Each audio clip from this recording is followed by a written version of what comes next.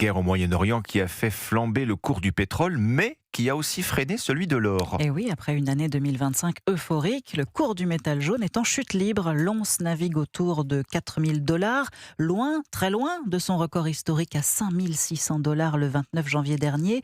Une chute de près de 30% qui interroge la réputation de valeur refuge de l'or. Alors Barthélémy Philippe, pourquoi a-t-il perdu de son éclat ? Eh bien, les anticipations des investisseurs jouent contre l'or. Avec le retour de l'inflation, ces derniers sont convaincus que la Réserve fédérale américaine va augmenter ses taux. Les titres de dette américains offrent déjà un rendement de plus de 4% sur 10 ans.